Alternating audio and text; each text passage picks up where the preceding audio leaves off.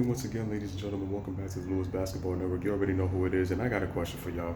Can somebody tell me where Charles Barkley is at? Because Charles Barkley on TNT after Game 5 said that the Golden State Warriors had no chance of beating the Houston Rockets without KD, and that they were pretty much done and their season is over. And the Warriors are going to the Western Conference Finals with 3 days of rest. So if anybody can find Charles Barkley, please let me know, because I will, if he personally invites me on TV, I will come to Chuck's face on the TNT set and said, brother, you were dead wrong about saying that the Portland Trail Blazers are going to the NBA Finals and that the Houston Rockets were going to beat the Golden State Warriors without Kevin Durant.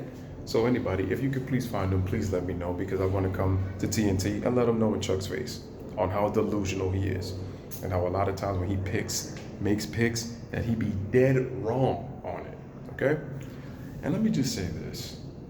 CP3, the president of the Players Association, ladies and gentlemen, there was a report on Bleacher Report that I read this morning that CP3 denied Steph Curry on-court practice time, his 1-hour practice session with his trainer, getting ready for the game.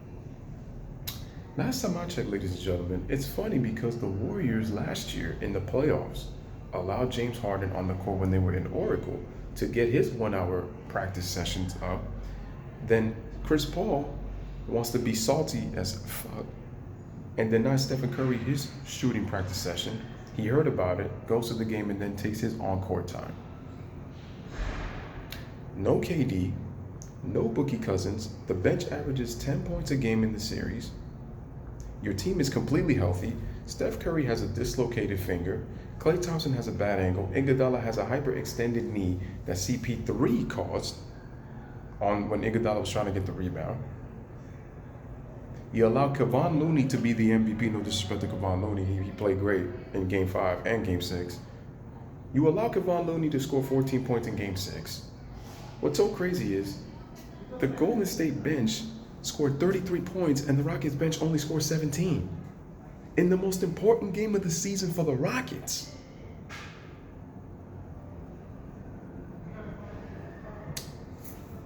That's crazy, right?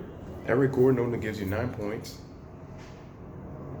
You score 27, 11, and 6. But your defense on Steph Curry in certain possessions in the fourth quarter, as I said in the last video, it was pathetic. As a shout out to my girl Ciara Dean, who I just, for the life of me, I do not understand, and I was agreeing with her, how Steph was getting single coverage in the fourth quarter, in the most important quarter of the game. And Steph Curry was already starting to get hot because he had 10 points in the third quarter. You let Steph Curry get 23 fourth quarter points, and in a 5-minute 16 stretch, he had the same amount of points as you Houston Rockets in the starting lineup. 16. He had the same amount that you guys did, 1 versus a starting lineup of 5. And you guys found a way to not be able to close the game and lost. And this is the president of the Players Association. Denied Curry Steph practice time, tried to injure players, tried to flop his way to win the series, was played terrible the first 5 games. Couldn't even accompany James Harden when he was averaging 34 and a half. James Harden did a much better job of not playing for the whistle after game 1 than you did. You tried it the entire series. And what did that get you? Steph Curry denying you on-court time until October.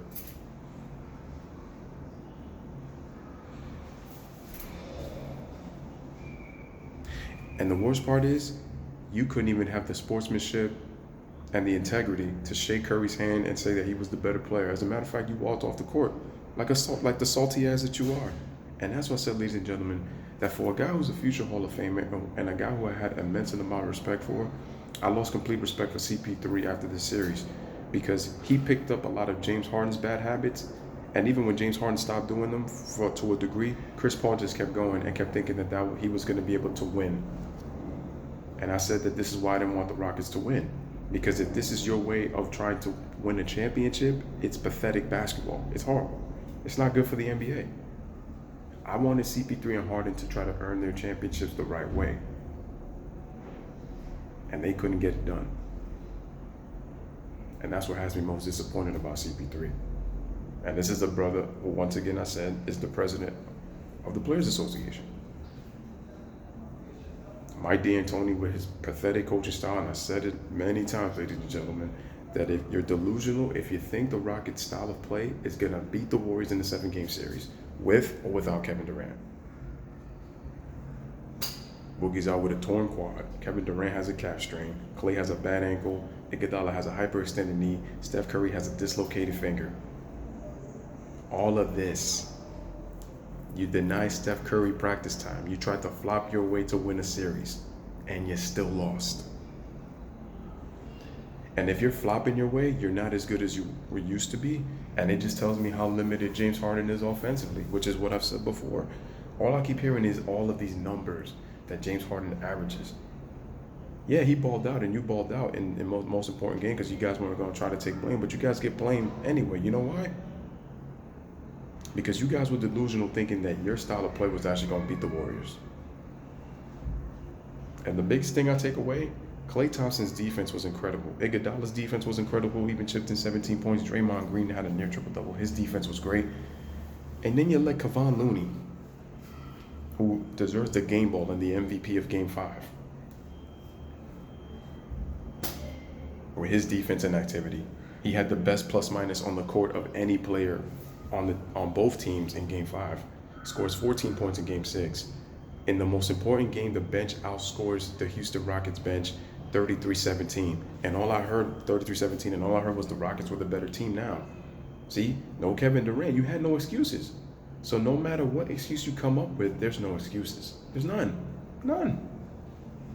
Because what if James Harden wins another MVP? All I'm going to hear is James Harden, back-to-back MVPs, he was the best player. No, he wasn't. I told you that those 36 points per game were deceiving.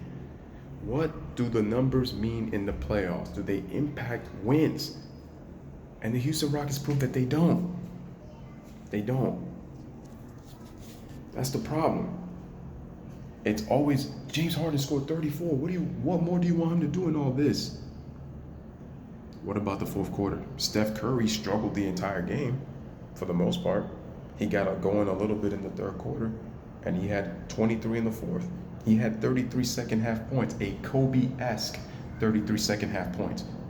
Listen, when I say Kobe-esque, I'm just saying he kind of went off like Kobe. I'm not saying that he's on Kobe's level. I'm not saying that Steph Curry's even better than Kobe. Listen to the context of what I'm talking about. He had a Kobe-esque 33 second half points. The Warriors single covered Curry pretty much most of the fourth quarter. And I just told you in that 5-minute 16 stretch, Curry had the same amount of points as the entire starting lineup on the Rockets with 16. It's those little intangible stats that just don't show on the stat sheet. The Warriors defense, man, was great. It doesn't indicate that with the 5-point loss because some of the Rockets baskets were made, like I said, right when the game was pretty much over. The Warriors had a 8 to 9 point lead. Klay Thompson with 29 points, he carried the Warriors in the first half when Steph Curry had foul trouble. And Curry did his job in the second half. And the defense kept the Warriors in the game in the ball movement. And the bench giving you 33 points, that's huge. And these are the things you're never gonna get talked. These little things aren't gonna get talked about. But it's like I said before, man. I've lost all respect for CP3 after what he tried to pull this entire series, and it's really sad. For the life of me, I don't understand. You guys are really not that good, and it just tells you that CP3 at this stage of his career, he has to be the Robin to a Batman. And all I hear is Mike D'Antoni that the Warriors really didn't make adjustments, and they didn't do anything different in the second half. That just tells me that Mike D'Antoni is delusional. He's a one-dimensional thinker, and his ass needs to get fired. Daryl Morey needs to get fired too with this whole analytics BS, because they literally thought that this style was gonna be Golden State. I told y'all, man. I told y'all. The Rockets may have the pieces, but their style of play is what doomed them in the end, and their poor defensive execution in the fourth quarter. And then in certain stretches of the game, James Harden went back to those step-back threes, and CP3's kind of being a little bit passive. We could talk about PJ Tucker missing some shots. But at the end of the day, ladies and gentlemen, your stars have to take you home. Because quite honestly, it's just like at this point, it's like all I hear is then they want to come back and talk about, oh, the Rockets, the Warriors they had 81 missed calls that the Warriors did to us in last year's Western Conference Finals. That was last year. We're talking about now. So anyway, the Rockets tried to manipulate the referees to trying to say that Golden State's a bunch of cheaters, and y'all still couldn't get it done.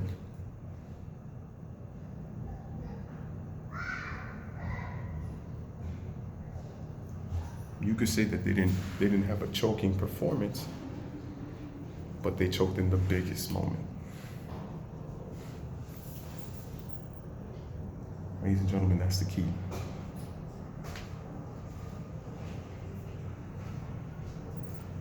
That's the key. The numbers don't tell you how bad Harden and Chris Paul choked in the waning moments. And when they got their points, it was pretty much done. Their defense in the fourth quarter, they allowed 36 points in the fourth quarter, ladies and gentlemen. 36. They outscored the Rockets 36-26 in the fourth quarter. And that doesn't get talked about either. 61 second half points the Rockets allowed. And CP3 tried everything in his bag of tricks. And you still lost. And you want to deny Steph Curry on-court practice session time before Game 6? Steph Curry said, I'm not letting you see the court until October. So you're denied court time until October, when training camp starts. And the next time that you guys meet in the regular season again, what, you're going to beat the Warriors and going to say, oh yeah, we got their number? Steph Curry said keep that same energy in the postseason, because you know that the regular season and the postseason are two different things. All that talk, and Clint Capella, we want the Warriors. Chris Paul looking at him like, are you crazy? 6-game series, no Kevin Durant, thinking that the Rockets were going to win in 7. The Rockets should have took Game 5 because they would have had the confidence to win Game 6. See, the Warriors had 2 opportunities to close out the Rockets. That's the problem. The Rockets were in desperate mode in Game 6. They needed to get a game to stay alive and to fight another day. The Warriors, they just had a second opportunity, but 2 opportunities, and they took advantage of the first opportunity they got. I told you, ladies and gentlemen, a wounded animal is the most dangerous animal. And I call these guys the road warriors, because that's what they are, road warriors. They used their experience, they showed mental toughness, they showed resiliency, and they played like the NBA champions, like the 2-time back-to-back defending champions. They brought that championship pedigree, kept their poise, man, and just continued to execute. While the Rockets, they tried to trade baskets with D'Antoni's thing. Oh, as long as we outscore the other team, you know, we win. His poor coaching is why he's not a champion. And he thinks his Phoenix style offense, but this time now it's an ISO-heavy offense, thinking they were going to win. The Rockets actually like to slow the pace down. The Warriors like to run up and down the court. And they lost. And CP3, I have no respect for you, brother. I don't. You're still going to be a Hall of Famer. I respect what you've done in your career. But this bullshit that you tried to pull off just to beat one team, all that long list of shit that I mentioned, and you still lost? And James Harden, if he wins another MVP, that's fine. But once again, he doesn't have a championship. That's it. You guys are chokers, man. That's it. That you may have played well. Like I said, you may have not had a choking performance, but you choked in the biggest of moments. Big difference. So anyway, man, once again, you know, this is Lewis with another one. Let me know what you guys think about that report that CP3 denied Steph Curry practice time before the game in Game 6, man. All that, and he still found a way to take that L. Take that L like a man. And your ass was salty and couldn't even shake hands to the better player, man, and the better man, and the better team.